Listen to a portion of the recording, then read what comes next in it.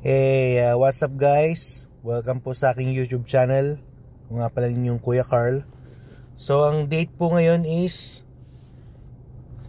January 18, 2025. So, ngayon di-discuss natin yung yung aking portfolio update. Tapos i-discuss ko rin sa inyo kung ano yung faster way para ma-paid off nyo yung inyong credit cards at para magamit nyo yung inyong mga personal line of credit para makapag-invest pa tayo sa sa high yield dividend stocks. So reviewin muna natin yung aking portfolio update for today. So i-open ko ngayon ang aking Wealthsimple account.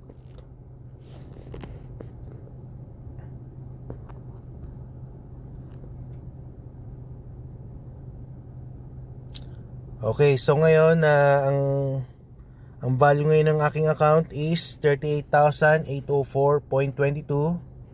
I'm still up 17,479, which is 81.96%. So yung napansin niyo yung aking portfolio, up and down siya, di ba? Nung last time 35,000, last time 36. Nung nakaraan naging 40,000 mahigit. So ngayon naging 38,804. So nung Friday nakatanggap tayo ng dividend sa Misty. So tingnan natin kung magkano yung aking natanggap. Okay, January 16 nakatanggap ako ng 8 cents sa IWMY. Tapos 7 cents naman sa YMAX. Tapos sa TFSA 1 cent sa YMAX. And then sa Misty, sa FHSA ko, naka-receive ako ng $8.31, then minus 9 resident tax of $1.25. Then Misty sa RSP, I received 595.52 USD. Tapos sa TFSA ko, Misty 617.57, non-resident tax of 92.64. Yan, yun ang mga natanggap ko. So ngayon, alam ko marami sa ating mga kababayan na 'di ba, katatapos lang ng Christmas holidays. So ngayong January, for sure yan, ang daming mga bills na na kailangan bayaran. So isa na rin ako doon, marami rin akong bills na kailangan bayaran, lalo na sa credit card. Pero dapat ang credit card, huwag niyo isipin na na bills. Kasi tingnan mo you think about it. Ang tingnan mo, mga electric bill, tapos water bill, tapos yung cellphone bill, basta yung mga bills na pag pinay off mo ang mga bills na yan, wala na yung pera mo, mawawala na. Pero ang credit card bill mo, pag binayaran mo yung credit card bill mo, usually ang mangyayari ang credit card mo pwede pa rin siyang gamitin for other expenses. You know what I mean, di ba? So yun ang kailangan i-take advantage natin. Kasi ang credit card, meron siyang 20 to 25 days grace period para na walang interest. So within that time, pinapahiram ka ng pera ng credit card company. So nasa sa iyo 'yon kung i-take advantage mo siya. Meron kang 20 to 25 days para mag-make ng money sa credit card. Pag hindi mo nagawa yon within 20 to 25 days, doon ka yayariin ng credit card sa interest. So yun ang gameplay ng mga credit card companies. So nasa sa iyo kung paano ka maglaro ng game. Yan. Kailangan gamitin mo ang sistema nila para sa iyong advantage. Hindi sa advantage ng mga banking companies. Kasi ang mga credit cards, isa yan sa mga mga money making schemes ng mga bangko, kaya mas lalo silang yumayaman, yung mga loans, mga line of credit, saka mga lalo na credit cards, kaya offer sila ng credit cards. Pero dapat tayo mga dapat nag-aaral din tayo. Kailangan gagamitin natin ng credit for our advantage, hindi sa ating disadvantage. So ngayon, itong pag-aaralan natin ngayon, which is nag-aaral din ako tungkol sa mga kung mga strategies kung paano mapalago pa yung ating pera using leverage. So punta tayo sa aking notes. Ang tawag dito, i-look up nyo guys, topic ng velocity banking. So let's see, what is velocity banking? Velocity banking is a cash flow management strategy that exploits the timing and interest accrual of various loans products so borrowers can eliminate debt and build wealth at an accelerated rate. So how velocity banking works? Velocity banking operates mainly by borrowing against the line of credit, loan, or credit cards, which charges simple interest. To pay down higher interest credit cards or even lower interest amortized loans like mortgages, which will front load the majority of interest onto the early payments. Often, velocity bankers will also use a strategy called paycheck parking, where they funnel their incoming paychecks directly through this primary line of credit to minimize the ongoing simple interest charges and free up their capacity to use the line. Velocity banking enthusiasts may also run several of their monthly bills directly through certain credit cards. Doing so can not only accrue reward points but also exploit gaps in timing between when the card actually starts charging interest and when the next payment is due. The float plus any rewards can further reduce the total volume of interest paid while paying off high priority debts elsewhere. By combining meticulous budgeting with systematic discipline, borrowers practicing velocity banking can optimize every penny of their household cash flow while accelerating their path towards financial freedom. So na-get nyo guys ang ibig sabihin ng velocity banking. So ang velocity banking, kumbaga hiram ka ng ng pondo sa sa line of credit or credit cards para ma-pay off yung yung mga karamihan sa mga expenses mo, yung mga sa pagkain, sa grocery, mga bills sa kuryente, bills sa basta halos lahat ng bills. Hindi lang yata nako-cover ng ng credit cards is renta, saka yung mortgage, saka yung car payments. Pero everything else nako-covered ng ng credit cards. Advantage kasi nito, lalo na kunwari kumuha ka ng credit cards na merong cashback, nagkakaroon ka ngayon ng cashback points, di ba? So yung cashback points mo, nagagamit mo siya pang pay off sa mga sa grocery mo, lalo na kunwari meron kang Walmart Mastercard. Pag lagi mo ginagamit yung credit card mo, nag-accrue rin siya ng ng reward points. So yung reward points na yun, pwede mo siyang pambili ng ng grocery. Saka syempre pagka nabayaran mo yung yung credit card, pwede mo na uli magamit siya pang bili na naman ng Kumbaga kailangan nang isipin niyo ang credit card is a cash flow machine. Kailangan niyo pa ikutin yung pera. So ito, may example tayo. Income mo is 4,000. Kuwari sweldo mo 4,000. Pero syempre yung mga expenses mo 4,000 din, which is karamihan sa lahat ganyan ang nangyayari. Walang savings, walang cash flow, walang savings. Yan. Total payments that cannot be paid by a credit card. Rent, mortgage, car loan, 2,000. So total payments that can be paid by credit card. Example, food, utilities, subscription, cell phone, 2,000.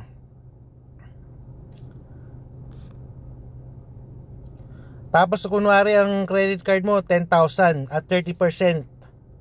Tapos meron kang $400 a month minimum payment. So ang unang gagawin mo, 'di ba yung mga payments mo na pwedeng ilagay sa credit card, ilagay mo ngayon sa credit card mo. Yung 2,000. Diyan mo, 10,000 minus 2,000 equals to 8,000. Yan, di ba? Na minus yung 2,000. Kumbaga ang tingin ng credit card company, nagbayad ka ng 2,000. Pero syempre yung credit card gagamitin mo as a debit card. So doon ka ngayon gagamitin mo ngayon ng credit card sa mga food, utilities, yung mga subscription mo, mga cellphone, doon mo babayaran lahat sa credit cards. So habang ginagawa mo yan, tumataas din ang iyong ang credit utilization rate. Tapos dumarami rin yung mga rewards.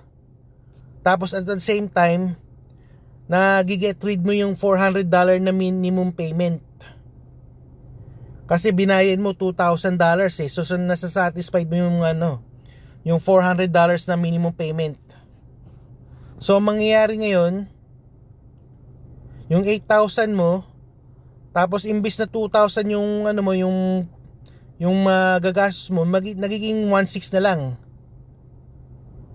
Napansin nyo? Kasi yung minimum payment mo na satisfied dyan eh. Hindi ka na nagbabayad ng minimum payment. Nagbabayad ka ng $2,000 a month. So yun ang hack doon. So nangyayari ngayon, yung 10,000 na balance mo, nagkaroon ka ng 9,600. So nagkaroon ka ngayon ng $400 na cash flow. So every time you keep doing this, the interest gets smaller and smaller.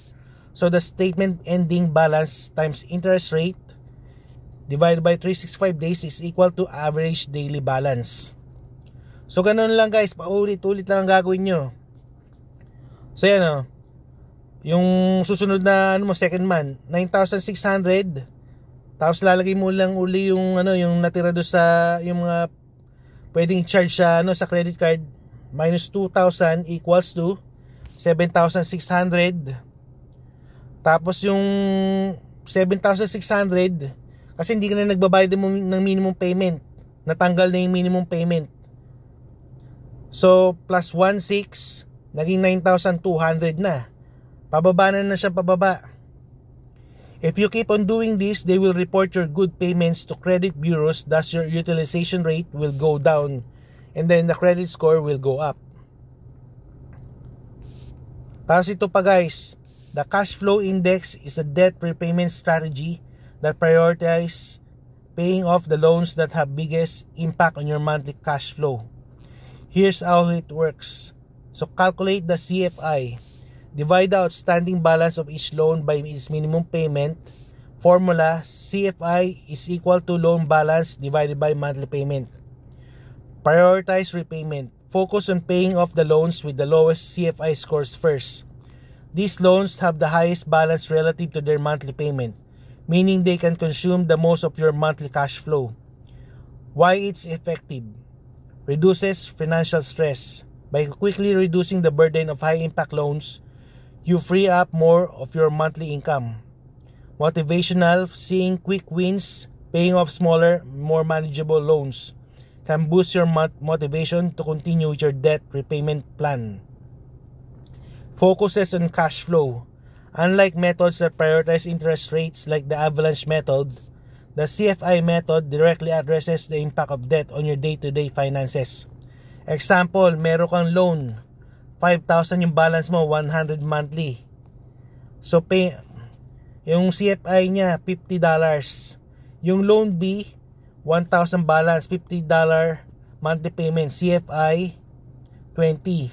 So according to the CFI method, you would prioritize paying off loan B first, even though loan A has a higher balance. The CFI method is just one approach to debt repayment. It's essential to consider your individual financial situation and goals when choosing a strategy. Yan, CFI balance. Loan balance divided by minimum monthly payment. So 10,000 divided by 1,000 at 3% is equal to 10. Tapos 20,000 divided by 200 at 20% is 100. So pagka na-calculate nyo at 0 to 50% danger zone, 50 to 100 caution, tapos 100 din up freedom. So unahin nyo munang bayaran yung nasa danger zone.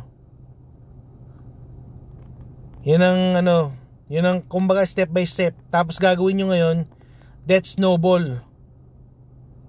So unahin nyo muna yung nasa danger zone muna, yung credit card, cash flow index. Yun ang calculate nyo muna yan, tapos gamitin itong debt snowball. Debt snowball method is popular strategy for paying off debts. Here's how it works. List your debts. Write down all your debts, including the balance and minimum monthly payment for each. Then order by balance. List your debts from smallest to largest balance, regardless of interest rate. Then make minimum payments on all debts except for the smallest one. Attack the smallest debt and then put as much extra money as possible towards paying off the smallest debt. Roll the snowball. Once the smallest debt is paid off, take the money you were previously paying on that debt and add it to the payments on the next smaller debt. Repeat. Continue this process, paying off each debt in order to increase balance. Why is motivational? Quick wins. Paying off smaller debts quickly provides a sense of accomplishment and boosts motivation to continue. Momentum. As you pay off your debts, the amount you can put toward the remaining ones increases, creating a snowball effect. Important note, focus on behavior. The debt snowball method prioritizes psychological motivation over strictly financial logic. It may take longer to pay off debt compared to avalanche method, paying off highest interest rates first, but it can be more effective for some people. So, disclaimer, this information is for general knowledge and guidance only and does not constitute financial advice. So yun lang muna guys ang masishare ko for today. So hopefully is makatulong to sa inyong financial journey sa pagbabayad din ng mga utang. So until then guys, thank you po sa aking pag-watch sa aking YouTube channel, and hopefully is may natutunan kayo, and just wanna let you guys know na hindi ako financial advisor. I'm just your average investor. I'm just a regular guy. Wala akong background sa financial education. I just learned this from YouTube at sinishare ko lang ang aking knowledge. Yung aking mga natutunan. So yung mga videos ko dito is only for entertainment and informational purposes only lang, and dapat mag-research kayo carefully lalo na sa pag-invest sa cryptocurrency and stocks. And thank you guys for watching, and take care. Have a good day. God bless, and see you on my next video. Bye.